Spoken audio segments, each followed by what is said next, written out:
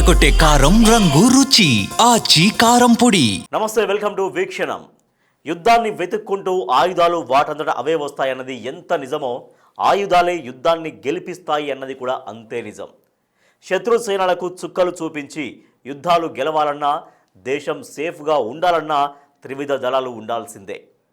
భారత్ దగ్గరున్న 3 security ఫోర్సుల్లో air force ఎంతో కీలకమైంది. భారత్ గణతంత్ర దేశంగా మారిన తర్వాత ఇండియన్ ఎయిర్ ఫోర్స్లో ఎన్నో మార్పులు వచ్చాయి. ఇండియా రిపబ్లిక్ ఆఫ్ ఇండియాగా మారిన 76 ఏళ్లలో మన వాయుసేన దమ్మున్న ఫోర్సుగా ఎలా మారింది, ఎంతలా మారింది?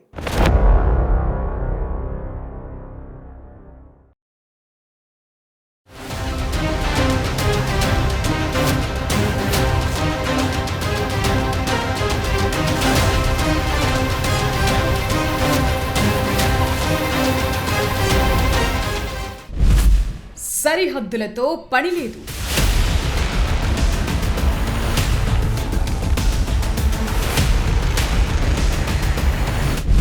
సైన్యంతో సంబంధం లేదు.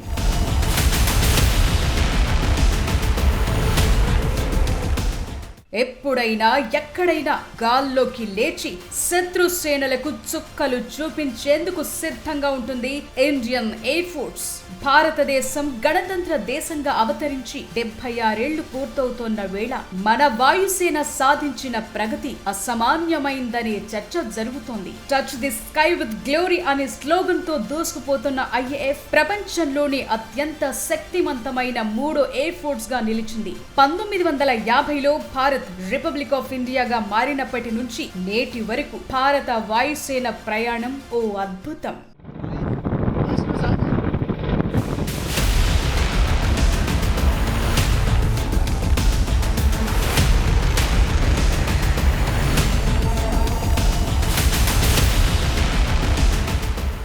యుద్ధం గెలవాలంటే వ్యూహం ఒక్కటే సరిపోదు, అడ్వాన్స్డ్ ఫోర్స్ కూడా కావాలి. శత్రు దేశంతో ఎప్పుడు ఉద్రిక్త పరిస్థితులు తలెత్తినా ముందుగా చర్చకొచ్చేది ఆ దేశ సైనిక బలమెంత, ఆయుధ బలమెంత, వాయుసేన పవర్ ఎంత అనే వాటి గురించే. ఇందులో ఎయిర్ ఫోర్స్ స్టామినా ఎంతో కీలకం. మరి ఈ విషయంలో ఇండియా ఎంత స్ట్రాంగ్ గా ఉంది? భారత్ రిపబ్లిక్ ఆఫ్ ఇండియాగా మారిన తరువాత మన ఎయిర్ ఫోర్స్ ఏ స్థాయికి చేరిందనే ప్రశ్నలు తలెత్తితే కనిపిస్తోన్న ఆన్సర్ ఒక్కటే: సరిహద్దులు సముద్రం మీదే కాదు, గగనతలంలోనూ భారత ఆధిపత్యమే కొనసాగుతోంది. భారత్ దగ్గర అధునాతన యుద్ధ విమానాలు, హెలికాప్టర్లు, కార్గో విమానాలు, ట్రాన్స్పోర్ట్ ఎయిర్ క్రాఫ్ట్స్ అన్ని కలిపి మొత్తం 2400కు పైనే ఉన్నాయి. వీటిలో 510కి పైగా యుద్ధ విమానాలు, 6 ఏరియల్ ట్యాంకర్లు, 899 హెలికాప్టర్లు, 276 ట్రాన్స్పోర్ట్ ఎయిర్ క్రాఫ్ట్స్ ఉన్నాయి.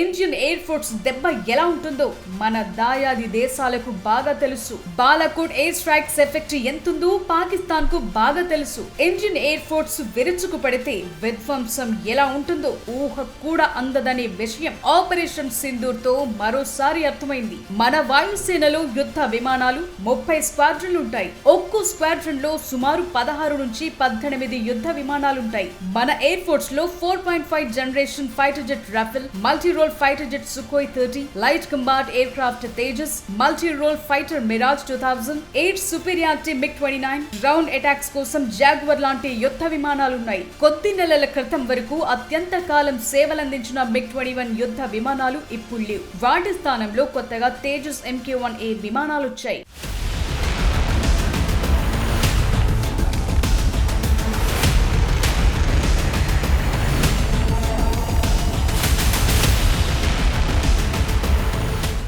కంబాట్ ఎయిర్ క్రాఫ్ట్స్ మాత్రమే కాదు, యుద్ధ ట్యాంకులు, సామాగ్రిని, సైనికులను తరలించేందుకు ట్రాన్స్పోర్ట్ ఎయిర్ క్రాఫ్ట్స్ కూడా బాగానే ఉన్నాయి. C-7 globe master 3, IL-76, C-130J super Hercules, C-295, AN-32 లాంటివి పదుల సంఖ్యలో ఉన్నాయి. ప్రపంచంలోనే బెస్ట్ అటాక్ హెలికాప్టర్ అయిన అపాచీతో పాటు భారీ బరువులను మోసే chinook helicopter, MI-17 V5, Prachand, Dhruv లాంటి స్వదేశీ హెలికాప్టర్లు కూడా ఉన్నాయి. ఆకాశంలో ఉంటూ శత్రు విమానాలను పసిగట్టే నేత్ర, ఫాల్కన్ లాంటి ఎయిర్ బోర్న్ వార్నింగ్ సిస్టమ్స్ కూడా IAF దగ్గరున్నాయి.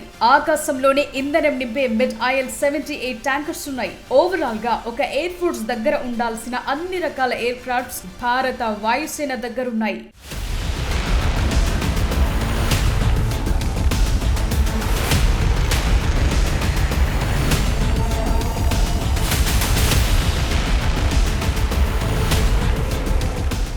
ఎయిర్ ఫోర్స్ అంటే యుద్ధ విమానాల సంఖ్య ఒక్కటే కాదు, అవి ఎంత అత్యాధునికమైనవన్నది కూడా ముఖ్యమే. వాటినెంత బ్యాలెన్స్డ్ గా మెయింటైన్ చేస్తారు, యుద్ధ రంగంలో వాటినెంత పక్కాగా వాడతారనేది కూడా కీలకమే. మన ఎయిర్ ఫోర్స్ పైలట్ల సెక్షన్ కూడా ఇందులో కీ రోల్ పోషిస్తుంది. అందుకే ఇండియన్ ఎయిర్ ఫోర్స్ ప్రపంచంలోనే 3వ అత్యంత శక్తివంతమైన ఫోర్స్ గా ఎదిగింది. చైనా కూడా మన తరువాతే ఉంది. టాప్ 10 ఎయిర్ ఫోర్స్ లిస్టులో పాకిస్తాన్ 10వ స్థానంలో ఉంది. భారత్ గణతంత్ర దినోత్సవంగా మారినప్పటి నుంచి మన త్రివిధ దళాలు ఆధునీకరణ వైపు అడుగులు వేశాయి. అందువల్లే ఇండియన్ ఎయిర్ ఫోర్స్ ఇప్పుడు ఈ స్థాయిలో ఉంది.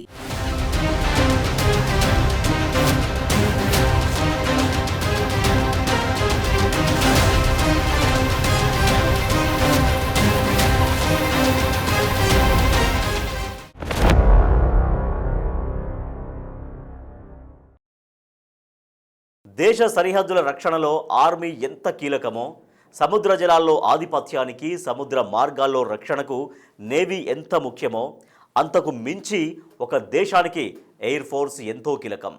ఒక్క ఎయిర్ ఫోర్స్ బలంగా ఉంటే ఎలాంటి శత్రు సేనలకైనా ఎకరాలకు ఎకరాలు తడిచిపోతుంది.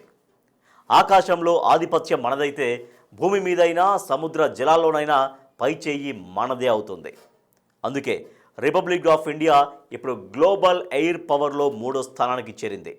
గణతంత్ర దేశంగా మారిన తర్వాతే ఈ గ్రేట్ ఫీట్ సాధ్యమైంది.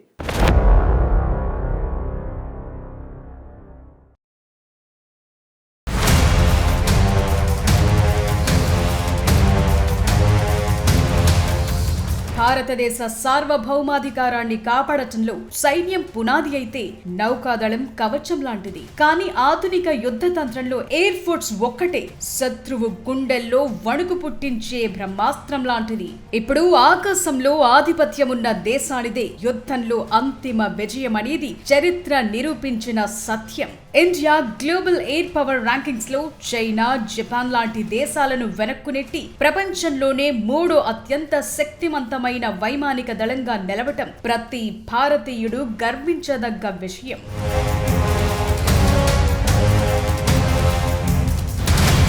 బ్రిటిష్ కాలంలో రాయల్ ఇండియన్ ఎయిర్ ఫోర్స్ గా ఉన్న మన వాయుసేన 1950లో రిపబ్లిక్ ఆఫ్ ఇండియాగా మారిన తరువాత ఇండియన్ ఎయిర్ ఫోర్స్ గా మారింది. అప్పట్లో మన దగ్గర ఎక్కువగా 2వ ప్రపంచ యుద్ధం నాటి పాత విమానాలే ఉండేవి. కానీ ఇప్పుడు ప్రపంచ స్థాయి యుద్ధ విమానాలను నడుపుతున్నాం. గడచిన 76 ఏళ్లలో మన వాయుసేనలో ఎన్నో కీలక మార్పులు చోటు చేసుకున్నాయి. ప్రొపెల్లర్ నుంచి జెట్ జనరేషన్ కు వచ్చేసాం. హార్వర్డ్, టైగర్ మోత్ లాంటి పాత విమానాల నుంచి సెకండ్లలో శత్రు సేనలపై పైకి దూసుకెళ్లిపోయే రఫెల్ లాంటి ఫైటర్ జెట్స్ నడిపే స్థాయికి ఎదిగిపోయాం. టెక్నాలజీ కూడా ఎంతో అప్గ్రేడ్ అయ్యింది. రాడార్లు, గైడెడ్ మిసైల్స్, శాటిలైట్ కమ్యూనికేషన్స్ లాంటి అడ్వాన్స్డ్ టెక్నాలజీని IAF అందిపుచ్చుకుంది.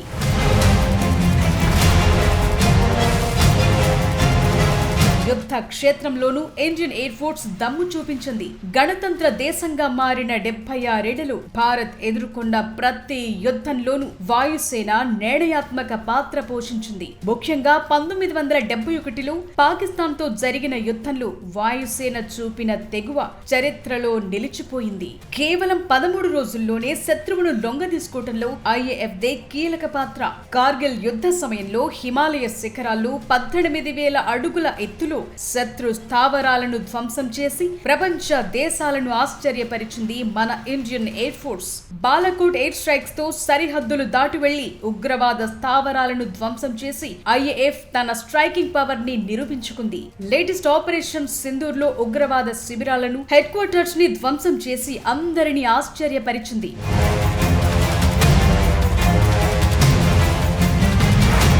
ఒకప్పుడు విదేశీ యుద్ధ విమానాలపైనే ఆధారపడ్డ భారత్ ఇప్పుడు స్వదేశీ ఫైటర్ జెట్స్ తయారీ వైపు అడుగులు వేస్తోంది. మన దేశంలోనే తేజస్ లాంటి లైట్ కంబాట్ ఎయిర్ క్రాఫ్ట్ ని డెవలప్ చేసింది.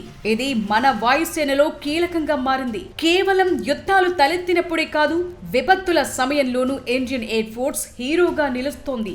దేశంలో ఎక్కడ వరదలొచ్చినా, భూకంపాలు సంభవించినా వేల మందిని సురక్షిత ప్రాంతాలకు తరలించడంలో ముందుంటోంది మన వాయుసేన. 1950లో భారత్ గణతంత్ర దేశంగా మారిన తరువాత మన వైమానిక దళం కేవలం రక్షణ విభాగంగానే కాకుండా వ్యూహాత్మక శక్తిగా ఎదిగింది. ఇండియా మేడ్ తేజస్, అత్యాధునిక రఫెల్ దాకా సాగిన జర్నీ అద్భుతం. ఆత్మనిర్భర్ దిశగా అడుగులేస్తూ సొంతంగా యుద్ధ విమానాలు తయారు చేసుకునే స్థాయికి ఎదిగాం.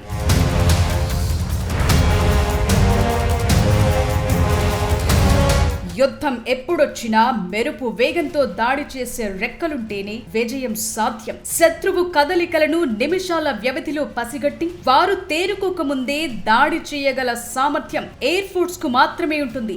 సముద్రంలోనూ సుదూర టార్గెట్లను ఛేదించడంలోనూ సుఖోయ్ లాంటి ఫైటర్ జెట్స్ నేవీకి కూడా కొండంత అండగా నిలుస్తున్నాయి. అందుకే వరల్డ్ రిపోర్ట్స్ ప్రకారం ఇండియన్ ఎయిర్ ఫోర్స్ తన లాజిస్టిక్స్, దాడి చేసే సామర్థ్యం, రక్షణ కవచం లాంటి అంశాల్లో టాప్ లో నిలిచింది. రాఫెల్, సుఖోయ్ 30 MKI, మిరాజ్ 2000 లాంటి మల్టీ రోల్ ఫైటర్ జెట్స్ మన బలం.